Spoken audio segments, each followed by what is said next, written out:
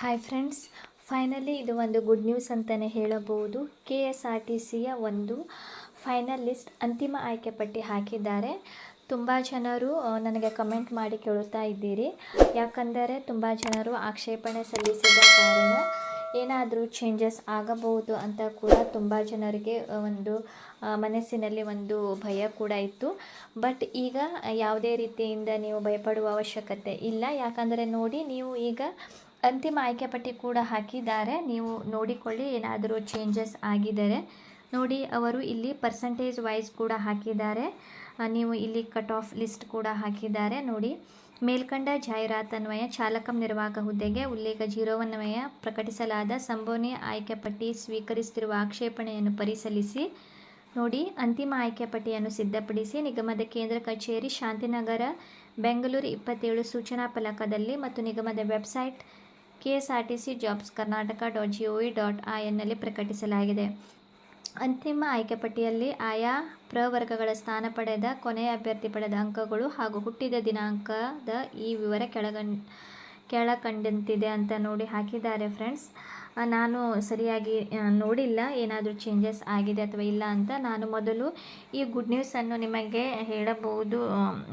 ಹೇಳಬೇಕಂತ video ಮಾಡ್ತಾ ಇದ್ದೀನಿ. ಯಾಕಂದರೆ ನೀವು ಕೂಡ ವೇಟ್ ಮಾಡುತ್ತಾ ಇದ್ದೀರಿ ಅಂತಿಮ ಆಯ್ಕೆ ಪಟ್ಟಿಗಾಗಿ ನೋಡಿ. ವೆರಿ ಕ್ವಿಕ್ ಅಂತಲೇ ಹೇಳಬಹುದು. ಇವರು NWKRTCಗಿಂತ ಮೊದಲು ನಿಮ್ಮ ಒಂದು ಆಯ್ಕೆ ಪಟ್ಟಿ KSRTCಯ ಒಂದು ಅಂತಿಮ ಆಯ್ಕೆ ಪಟ್ಟಿ ಹಾಕಿದ್ದಾರೆ.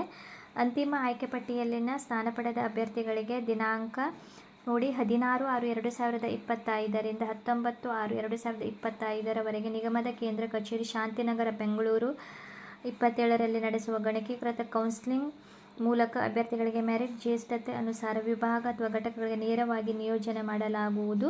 ಕೌನ್ಸಿಲಿಂಗ್ ದಿನಾಂಕ ಮತ್ತು ಸಮಯವನ್ನು ಅಭ್ಯರ್ಥಿಗಳಿಗೆ SMS ಮೂಲಕ ತಿಳಿಸಲಾಗುವುದು ಹಾಗೂ ನಿಗಮದ ವೆಬ್ಸೈಟ್ ksrtc.job.karnataka.gov ನಲ್ಲಿ ಕೂಡ ಪ್ರಕಟಿಸಲಾಗುವುದು.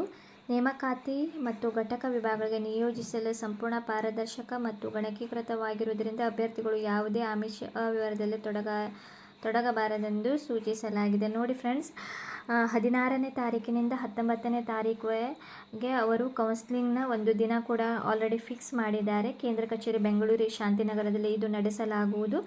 ನಿಮಗೆ ಮೆಸೇಜ್ ಮತ್ತು ಅವರು ವೆಬ್ಸೈಟ್ನಲ್ಲಿ ಕೂಡ ಹಾಕುತ್ತಾರೆ ಅಂತ ಕೂಡ ಮಾಹಿತಿ ನೀಡಿದ್ದಾರೆ. ಇದು ಕೂಡ ಒಂದು ಗುಡ್ ನ್ಯೂಸ್ ಅಂತಲೇ ಹೇಳಬಹುದು. ನಾನು ಹಿಂದಿನ ವಿಡಿಯೋದಲ್ಲಿ ತಿಳಿಸಿಕೊಟ್ಟಿದ್ದೆ 20ನೇ ತಾರೀಕಿನ ಒಳಗೆ ಆಗಬಹುದು ಅಂತ ನೋಡಿ. 16ನೇ ತಾರೀಕಿನಿಂದ 19ನೇ ತಾರೀಕುವರೆಗೆ ಅವರು ಆಲ್ರೆಡಿ ಕೌನ್ಸಿಲಿಂಗು ಕೂಡ ಕರೆದಿದ್ದಾರೆ ನೋಡಿ. ಅಂತಿಮ ಆಯ್ಕೆ ಪಟ್ಟಿಯ ಸಲುವಾಗಿ ನೀವು ಇಲ್ಲಿ ಕ್ಲಿಕ್ ಮಾಡಿದಾಗ ನಿಮಗೆ ಒಂದು ಪೇಜ್ ಕೂಡ ಓಪನ್ ಆಗುತ್ತದೆ. ಅಲ್ಲಿಂದ ನೀವು ನಿಮ್ಮ ಒಂದು ಹೆಸರು ಕೂಡ ನೀವು ಚೆಕ್ ಮಾಡಿಕೊಳ್ಳಬಹುದು ನೋಡಿ ಫ್ರೆಂಡ್ಸ್. ಇದು ಒಂದು ಅಂತಿಮ ಲಿಸ್ಟ್ ಆಗಿದೆ. ನೀವು ನೋಡಿಕೊಳ್ಳಿ, ಏನಾದರೂ ಚೇಂಜಸ್ ಇದ್ದರೆ ಹೆಸರು ಆ್ಯಡ್ ಕೂಡ ಆಗಿರಬಹುದು. ಟೋಟಲ್ ಅವರು 2000 ಹುದ್ದೆಗಳ ಒಂದು ಲಿಸ್ಟ್ ಹಾಕಿದ್ದಾರೆ. ಸೊ ಸ್ವಲ್ಪ ಚೇಂಜಸ್ ಕೂಡ ಆಗಬಹುದು. ಏನಾದರೂ ನೀವು ಆಕ್ಷೇಪಣೆ ಸಲ್ಲಿಸಿ ಅವರ ಒಂದು ಪರ್ಸೆಂಟೇಜ್ ಹೆಚ್ಚಾದರೆ. ನಾನು ಕೂಡ ನೋಡಿಲ್ಲ, ಯಾಕಂದರೆ ಈ ಒಂದು ವಿಷಯ ಮೊದಲು ನಿಮಗೆ ವಿಡಿಯೋ ಮಾಡಿ ತಿಳಿಸೋಣ ಅಂತ ನಾನು ಮಾಡುತ್ತಾ ಇದ್ದೇನೆ. ಆಮೇಲೆ ನಾನು ನೋಡುತ್ತೇನೆ ಕಟ್ ಆಫ್ನಲ್ಲಿ ಏನಾದರೂ ಚೇಂಜಸ್ ಆಗಿದೆ ಅಥವಾ ಇಲ್ಲ ಅಂತ. ನೀವು ಕೂಡ ಬೇಗನೆ ನಿಮ್ಮ ಒಂದು ಹೆಸರು ನೀವು ಚೆಕ್ ಮಾಡಿಕೊಳ್ಳಿ. ಅದೇ ರೀತಿ ನೀವು ಕೂಡ ಯಾರ ಒಂದು ನಿಮ್ಮ ಹೆಸರು ಇದೆ, ನೀವು ಕೂಡ ಯೂನಿಫಾರ್ಮನ್ನು ಹೊಲಿಸಿ ನೀವು ನಿಮ್ಮ ಒಂದು ಕೌನ್ಸಿಲಿಂಗ್ಗೆ ಹೋಗಲು ಕೂಡ ರೆಡಿಯಾಗಿರಿ. ಹೋಗುವಾಗ ನಾನು ಆಲ್ರೆಡಿ ಹಿಂದಿನ ವಿಡಿಯೋದಲ್ಲಿ ತಿಳಿಸಿಕೊಟ್ಟಿದ್ದೆ. ನಿಮ್ಮ ಒಂದು ಎಲ್ಲ ದಾಖಲೆಗಳ ಒಂದು 2 ಸೆಟ್ ಜೆರಾಕ್ಸ್ ಪ್ರತಿ, ಫೋಟೋ, ಅದೇ ರೀತಿ ಒರಿಜಿನಲ್ ಕೂಡ ಅವರು ಅಲ್ಲಿ ಇಟ್ಟುಕೊಳ್ಳಲ್ಲ, ಬಟ್ ನೀವು